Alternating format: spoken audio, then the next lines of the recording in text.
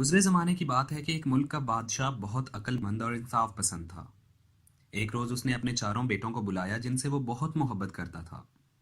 शहजादों से कहा, मेरे जिगर गोशों में ये चाहता हूँ कि अपनी ज़िंदगी में अपना जानशीन मुकर्रर कर लूँ।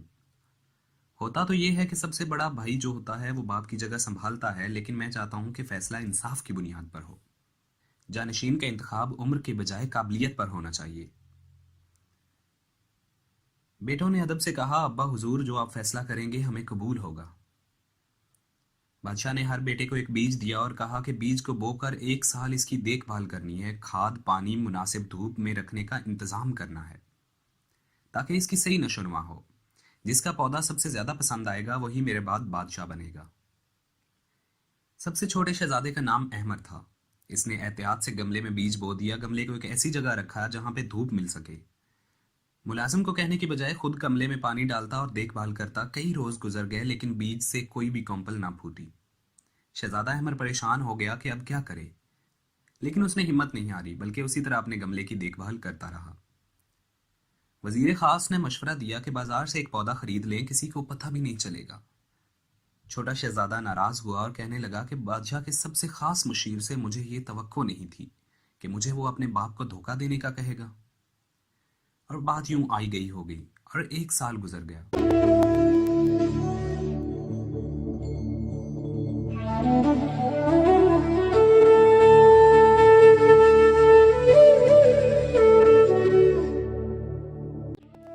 बादशाह ने शहजादों को बुलाया और बीज के बारे में दरियाफ्त किया तो शहजादे अपने साथ पौधे लाए थे।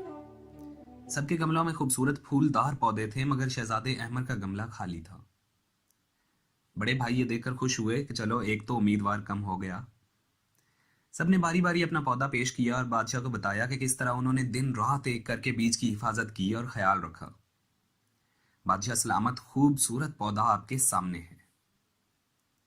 सबसे छोटा बेटा आगे बढ़ा और नजरें झुकाकर खड़ा हो गया और बादशाह ने इसे बहुत प्यार से देखा और पूछा, तुम्हारे गमले में पौधा क्यों नहीं है?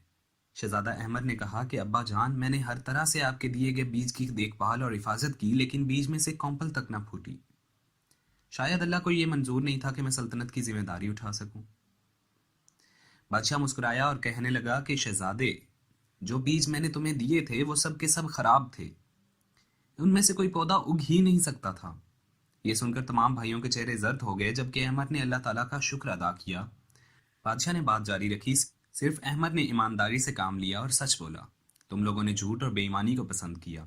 मैंने अहमद के पास वजीर खास को भेजा ताकि वो किसी तरह इसे बहला फुसलाकर इसको कोई और पौधा दे दे, लेकिन वो अपने असूल पर कायम रहा।